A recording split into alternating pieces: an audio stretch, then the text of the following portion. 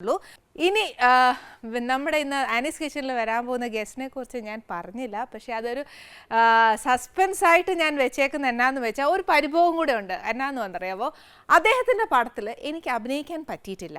അതുകൊണ്ട് അതൊരു പരിഭവമായിട്ട് ആദ്യമേ ഞാൻ പറയാം. പക്ഷേ ഓണായതുകൊണ്ട് ആദ്യം പരിഭവം പറയുകയല്ല, ആദ്യം നമുക്ക് വിഷസ് പറഞ്ഞിട്ട്, അത് എൻ്റെ മാത്രമല്ല നമ്മുടെ എല്ലാവരുടെയും കൂടെ ചേർന്നൊരു വിഷസ് പറഞ്ഞേച്ച് നമുക്ക് പരിഭവം പറയാം. നമ്മുടെ അടുക്കളയല്ലേ, അപ്പം നമുക്ക് പരിഭവവും പിണക്കവും എല്ലാം പറയാവുന്നൊരു കാര്യമേ ഉള്ളൂ. അതുകൊണ്ട് നമുക്ക് ഫുൾ സ്വാതന്ത്ര്യമുള്ള ഒരു അടുക്കളയാണ്. നമസ്തേ സർ. നമസ്തേ സർ. അയ്യോ, അത് കേട്ടോ, ഞാൻ വിചാരിച്ചില്ല. ഞാനും എൻ്റെ പ്രേക്ഷകരും കൂടെ ഇങ്ങനെ പരിഭവം പറഞ്ഞുകൊണ്ടിരിക്കുമായിരുന്നു. പരിഭവം എന്നാന്ന് കേട്ടായിരുന്നോ? കേട്ടു. അയ്യോ, കേട്ടോണ്ടാണ് കയറി വന്നത്. ഈശ്വര, എന്നാലും അത് എന്റെ കുറ്റമല്ല. ഞാൻ ഡേറ്റ് തരാത്തെന്താണെന്ന് പറയും. അല്ല, അതിനു മുമ്പ് മാറിപ്പോയതുകൊണ്ടാണ്. എന്റെ ഏറ്റവും അടുത്ത സുഹൃത്തിനെ വിവാഹം കഴിച്ച്, അതുകൊണ്ട് പിന്നെ കൂടുതലൊന്നും ചോദിച്ചില്ല. ശരിക്കും പറഞ്ഞ സാറിന്റെ ശരിക്കും ഒറിജിനൽ പേര് വിജി തമ്പി എന്നുള്ളതല്ല എന്നുള്ളത് എനിക്കറിയാം, പക്ഷെ എന്റെ പ്രേക്ഷകർക്ക് അറിയാൻ മേല. സാറിന്റെ ശരിക്കുള്ള പേര് വേണുഗോപാൽ തമ്പി എന്നല്ലേ? വേണുഗോപാലൻ തമ്പി എന്നാണ് ഫുൾ നെയിം. അപ്പൊ അത് ഷാജി കൈലാസിന്റെ യഥാർത്ഥ പേര് എന്താണ്?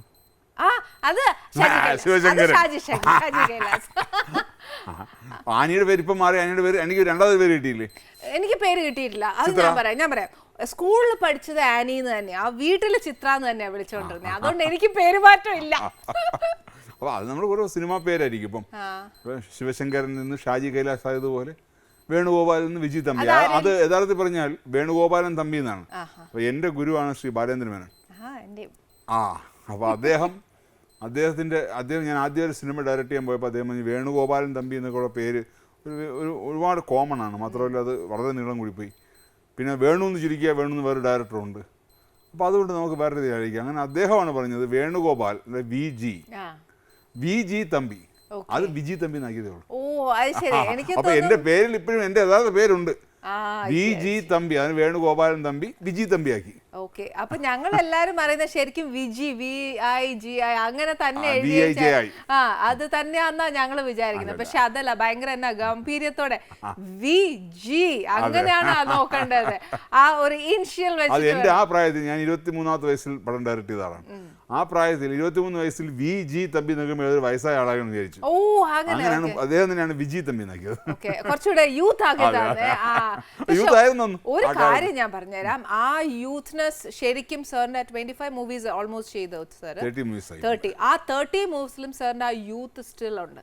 അത് ശരിക്കും ഇപ്പം നമ്മുടെ പ്രേക്ഷകർ ഒന്നല്ല രണ്ടല്ല മൂന്നല്ല എത്രയോ തവണ കണ്ടാലും ആ കുടുംബ ചിത്രങ്ങൾ കാണാൻ ഭയങ്കര ഇഷ്ടമാണ്. പിന്നെ അന്നേരം ഇത്രയും വലിയൊരു ഡയറക്ടർ വന്ന് എൻ്റെ അടുക്കളയിൽ നിന്നിട്ട് ഞാൻ ഇവിടെ നിന്ന് ഇങ്ങനെ വർത്താനം പറഞ്ഞുകൊണ്ട് നിന്ന ഒരു മര്യാദ പോലും ഇല്ല ഇരിക്കാൻ പറയാൻ.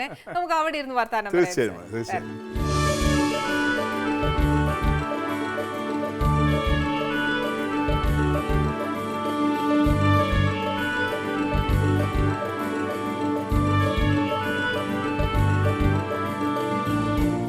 ഞാൻ എപ്പോഴും സാറിൻ്റെ പടം കാണുമ്പോഴത്തേന് ആ സിനിമയ്ക്കൊക്കെ ഒരു പ്രത്യേക ടൈപ്പ് ഓഫ് പേരാണ് സാർ സെലക്ട് ചെയ്യുന്നത്.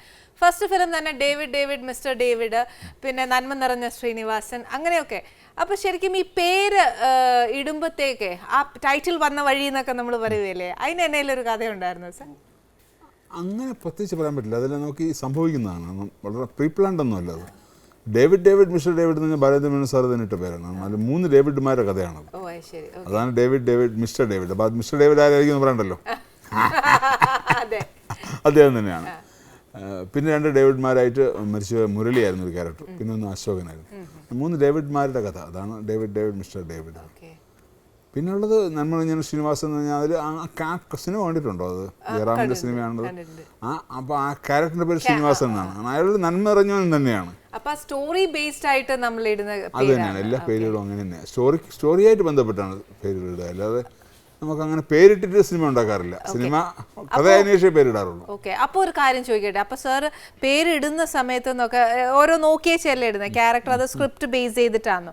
പക്ഷേ ഈ പിടക്കോഴി കൂവുന്ന നൂറ്റാണ്ട് എന്ന് പറഞ്ഞിട്ട് ഇട്ടേച്ച് എന്നതായിട്ട് ഇന്ന് ഞങ്ങളൊക്കെ ഈ പറഞ്ഞോണ്ട് വിമൻസ് ആണ്, അതിലൊന്നും എനിക്കൊരു ഉത്തരം തന്നേ ഒക്കത്തുള്ളൂ. പിടക്കോഴി കൂവുന്ന നൂറ്റാണ്ട് എന്ന് പറഞ്ഞാൽ അങ്ങനെ നൂറ്റാണ്ട് വരുമോ സാർ? അങ്ങനെയല്ല, അതൊരു പഴയൊരു ഇതാണല്ലോ, ചൊല്ലാണല്ലോ പിടക്കോഴി നൂറ്റാണ്ട്. അത് യഥാർത്ഥത്തിൽ പറഞ്ഞു കഴിഞ്ഞാൽ അത് സിനിമ കണ്ടിട്ടുണ്ടോ? അത് കണ്ടിട്ടുണ്ട്. 4 പേര് മറ്റേ പുരുഷ വിദ്വേഷികളായ വിദ്വേഷികളായിട്ട്. കെ പി സി ലളിത ചേച്ചി, കൽപ്പന ചേച്ചി, ഉർവശി ചേച്ചി.